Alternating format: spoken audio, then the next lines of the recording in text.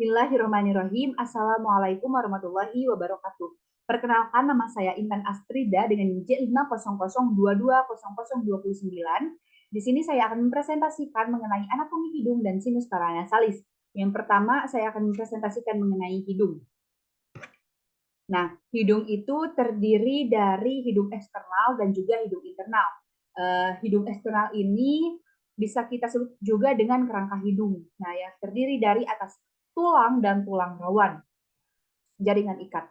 Bagian kranialnya adalah tulang sehingga sering terkena pada saat terjadi fraktur wajah tengah. Sedangkan bagian kaudal distalnya adalah tulang rawan, kartilago, sehingga itu lebih lentur, kurang beresiko, dan bagian kaudal proksimal cuping hidung alienasi terdiri atas jaringan ikat dengan potongan-potongan kecil, tulang rawan kecil. Lempeng tulang rawan pada proksimal lateralis adalah lempeng tulang rawan septumnasi yang berbentuk sayap yang mengembang, bukan merupakan tulang rawan yang sesungguhnya. Nah, selanjutnya kita bisa lihat gambar. Nah, ini. Dilihat dari bawah, kartilago alaris mayor dibagi menjadi krus medial dan krus lateral. Kedua lubang hidung, ya, atau disebut juga dengan nares, yang dikenal sebagai pintu masuk ke dalam hidung. Nah, kedua lubang hidung ini dipisahkan oleh sekat hidung yang disebut dengan septum nasi. Kita bisa melihatnya ini, mohon maaf, kartilago septinasi ini kartilago alaris mayor, ini kartilago alaris mayor yang krus medial, ini yang krus lateral. Nah,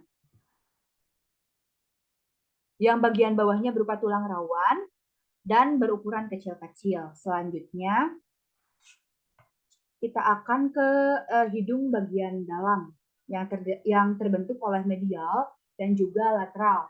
Nah, yang dari medial ini ada cartilago septinasi, ada oscomer dan lamina perpendicularis os ethmoidalis. Yang lateral itu terdapat konka, kita bisa melihatnya. Konka merupakan penonjolan. Ini ada konka superior, ada konka medial, dan juga konka inferior.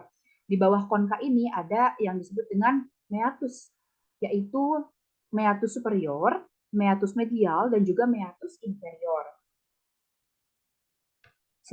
Gambar selanjutnya.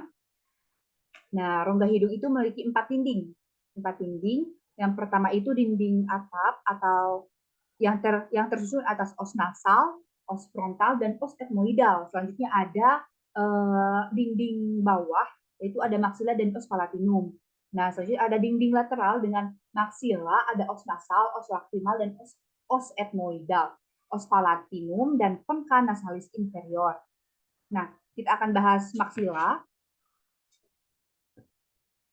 Nah, dinding medial dari maksila ini yaitu septum nasi. Terdiri atas tulang rawan atau cartilago septinasi dan tulang-tulang berikutnya, yaitu os nasal, os ethmoidal, vomer, os sphenoidal, os palatinum, dan maksila. Nah, 3 tulang yang disebut belakangan hanya berperan kecil sebagai tambahan pada sekat hidung. Nah, permukaan belakang rongga hidung dibatasi oleh os sphenoidal di bagian atasnya. Dari ketiga konka, hanya konka nasalis inferior yang berupa tulang utuh, sedangkan yang lainnya merupakan bagian dari os ethmoidal. Beranjak ke pembahasan selanjutnya, yaitu sinus paranasalis. Nah, sinus adalah rongga yang berisi udara atau konstruksi tengkorak yang ringan. Di daerah ini dapat terjadi peradangan yang menimbulkan nyeri pada rongga yang terkena. Misal, sakit kepala frontal, yaitu ada peradangan sinus frontalis. Oleh sebab itu, dibutuhkan pengetahuan tentang situasi sinus untuk dapat menegakkan diagnosisnya. Selanjutnya, sinus ini ada 4. Yang pertama itu ada sinus frontalis, ada sinus ethmoidal, ada sinus maxillaris, dan juga sinus sphenoidal. Kita bisa melihatnya di sini. Nah, ini sinus frontalis, maxillaris, selula ethmoidal ini yang bisa disebut juga dengan sinus ethmoidalis. Kenapa disebut selula ethmoidalis? Yaitu karena sinus ethmoidalis ini terdiri dari kecil-kecil dan juga banyak. Nah, struktur utama rongga sinus adalah os ethmoidal. dengan lamina fibrosa yang membentuk sebagian dasar tengkorak depan di sekitar os etmoidal. Terletak sinus frontalis dan maxillaris. Pada rongga utama tampak meatus nas inferior, medius, dan superior yang dibatasi oleh struktur yang berbentuk seperti kerang atau concha nasalis inferior. Concha nasalis media adalah titik orientasi pada tindakan di selula etmoidalis anteriores dan sinus maxillaris. Ostium sinus maxillaris di lateral concha ini bermuara ke saluran hidung bagian tengah. Di bawah concha ini terletak ruang selula etmoidalis yang terbesar, yaitu bula etmoidalis. Pada tepi depan batas penulangan tampak suatu kait tulang yang membatasi pintu masuk rongga.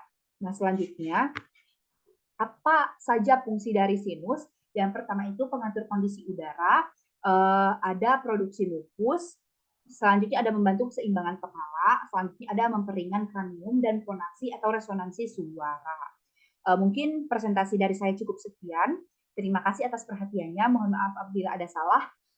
Saya Intan Afrida dengan NIM 29. Izin pamit undur diri. Wassalamualaikum warahmatullahi wabarakatuh.